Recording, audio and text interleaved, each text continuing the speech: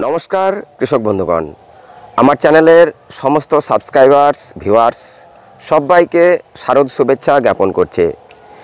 আজ মহাসপ্তমী, আগামী ৩-৪ দিন মাতৃ শক্তির উপাসনা চলবে। আশা করি মা এবার প্রত্যেকের মনস্কামনা পূর্ণ করবেন। সব আনন্দে কাটুক, ঠিক আছে। ধর্ম যার যার, উৎসব সবার। আশা করব যে আমরা বাঙালিদের সবথেকে বৃহত্তম যে উৎসব সেটা হচ্ছে দুর্গাপুজো। আজ বেশি বিস্তারিত কিছু বলবো না, তবে একটি বিষয় না বললেই নয় যে আপনারা অনেকেই আমাকে এখন জিজ্ঞাসা করছেন যে দাদা মাল বিক্রি শুরু হয়েছে কিনা। তো দাদা দেখুন, যারা এই বিষয়ে জানতে চাইছেন তেনারা হচ্ছেন জমি ঠিকে যে বিক্রি সেই বিষয়টি জানতে চাইছেন। তো বিষয় হচ্ছে যে দাদা জমি ঠিকে বিক্রি করলে লাভ বা লোকসান আপনার দুটোই হতে পারে, ঠিক আছে। কারণ আপনার জমিতে কীরকম মালের ফলন হবে তার উপরেই কিন্তু আপনার মোটামুটি নির্ভর করছে সে দাম। এখন যেনারা যে সমস্ত ব্যবসাদার যারা একাঙ্গী ব্যবসার সঙ্গে জড়িত, ওনারা জমিকে মোটামুটি একটা জাজমেন্ট করে মালটা কেনেন। সেক্ষেত্রে আপনাদেরকে বুঝতে হবে যে তারা কিন্তু একটা বেশ ভালো রকমের মার্জিনাল রেখে তারপর কিন্তু আপনার জমি কেনেন। কারণ জমি কেনাটা খুবই ঝুঁকিপূর্ণ কাজ, তাদের ক্ষেত্রেও ঝুঁকিপূর্ণ কাজ। কারণ সেই পরিমাণে মাল মানে একাঙ্গী যদি না হয় তাহলে তারা লোকসান খেয়ে যায়। তো যেহেতু আমি বা আমার চ্যানেলে যেনারা রয়েছেন, আমি আপনাদেরকে পরামর্শ দেব যে আপনারা জমি ঠিকে বিক্রির যে সস্তা পলিসি, সস্তা যে পদ্ধতি, তাতে না গিয়ে আপনারা যদি আপনাদের মানে জমিতে মাল তৈরি হবে এরকম কনফিডেন্ট থাকে, তাহলে অবশ্যই তুলে বিক্রি করুন। তাহলে গত বেশ কিছু বছরের আমি অভিজ্ঞতার কথা বলছি। অনেকেই আমাকে হয়তো ফোন করে যে দাদা এরকম লাস্টের দিকে যে এরকম দাম বা কী ব্যাপার। তো গত 2 বছর আগের একটি ঘটনা বলি। নদীয়ার একটি ভাই আমাকে ফোন করে বললো যে দাদা এরকম আমার 1 বিঘে জমি 80,000 টাকাই চাইছে, ঠিক আছে। তো আমি বললাম যে দেখো ভাই, তোমার যদি আমাকে সুযোগ দাও তাহলে আমি জমিটি দেখতে যেতে পারি। তো তারপরে আমাকে ফোন করাতে তারপর আমি বললাম না, এবছরের দাম কিন্তু একটু বেশি আছে। তো 1 বিঘে জমি তুমি কিন্তু 80,000-এ দিচ্ছ, মানে তোমার লোকসানই হবে। আমাকে ফোন করার পরে যে ব্যবসাদারের কাছে সেই কৃষক এসেছিল, মানে কৃষকের কাছে যে ব্যবসাদার এসেছিল, ওকে বলাতে সঙ্গে সঙ্গে একটি জমির 1 বিঘে জমির দাম 1 লাফে 20,000 টাকা বেড়ে গেল, বুঝতে পারছেন। তো তারপরে ওই ভাইটি আমাকে আবার ফোন করে বলে যে আমার বাবা অলরেডি দিয়ে দিয়েছে।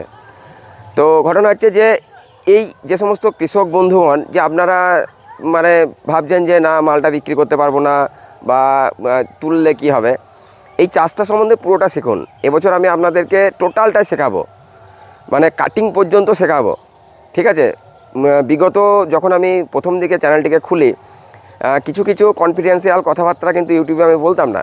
যেমন দেখুন, এত ফাঙ্গিসাইড নিয়ে বলতাম না, ঠিক আছে। তো আরেকটা বিষয় আপনারা লক্ষ্য করবেন যে একাঙ্গীর ক্ষেত্রে আমার ভিডিও কিন্তু কেউ কোনো কৃষক শেয়ার করবেন না, অন্যজনে শেয়ার করে না সাধারণত। কেন করে না? সবাই জানে যে আমার মালটা বেঁচে থাকলেই ভালো, অন্যের মাল নষ্ট হয়ে গেলে কিছু এসে যায় না। কারণ এটা আলু বেগুন পটল নয় যে এটা আপনার খোলা বাজারে বিক্রি হবে। কারণ এই যে একাঙ্গীটা পুরোটাই এক্সপোর্ট হয়, বিদেশে চলে যায় কাটিং করার পরে, বীজ হিসাবে কিছু কিছু মাল থেকে যায়, ঠিক আছে। তো আপনারা এই যে মাল জমি থেকে বিক্রির যে আপনাদের টেন্ডেন্সি, যিনারা খুব করছেন, হ্যাঁ অনেকের লাভও হয়, অনেক ক্ষেত্রে হয়তো 5-10 হাজার তাদের লাভও হয়ে যায়, মার্কেট হয়তো কমে গেল, সেক্ষেত্রে লাভ হয়। কিন্তু এবছরে যা বছর, তাতে করে যদি আপনার জমির মাল সম্বন্ধে আপনার কনফিডেন্স থাকে যে না জমি আমার মাল তুললে এতটা মাল হতে পারে। সাধারণভাবে যদি খুব ভালো জমি হয়, 1 বিঘে জমি থেকে কিন্তু 20 কুইন্টালের ওপর, মানে 25 কুইন্টাল তো নর্মালি হয়ই, 30 কুইন্টাল পর্যন্তও কিন্তু মাল হয়। তো সেই হিসাবে যদি আপনারা মানে হিসাব করেন যে কীরকম বাজার মানে হতে পারে, তো তাহলে আপনারা বুঝতে পারবেন যে আপনারা কতটা লোকসান খাচ্ছেন বা লাভ খাচ্ছেন, ঠিক আছে। যারা মূলত কৃষক বন্ধু আছেন, একদম কৃষক, তাদেরকে আমি সত্যিই পরামর্শ দেবো যে জমি থেকে বিক্রির যে সস্তা পদ্ধতি, তাতে থেকে আপনারা বিরত থাকুন, তাতে করে আপনাদেরই লাভ হবে। তো আমার জমির গাছগুলো মোটামুটি খুব খারাপ নেই, আবার মোটামুটি আছে, খুব ভালোও নেই বা খারাপও নেই। এখনও পর্যন্ত আমি জমিতে সার দিইনি।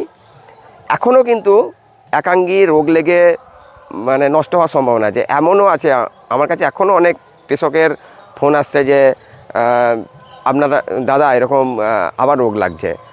তো এই যে প্রখর যে রৌদ্র, এই রৌদ্র থেকে কিন্তু বাঁচতে গেলে জমিতে যদি ঘাস থাকে এখন রেখে দিন, এখন কিছু করেন না, যেমনভাবে জমি আছে সেইভাবে রেখে দিন।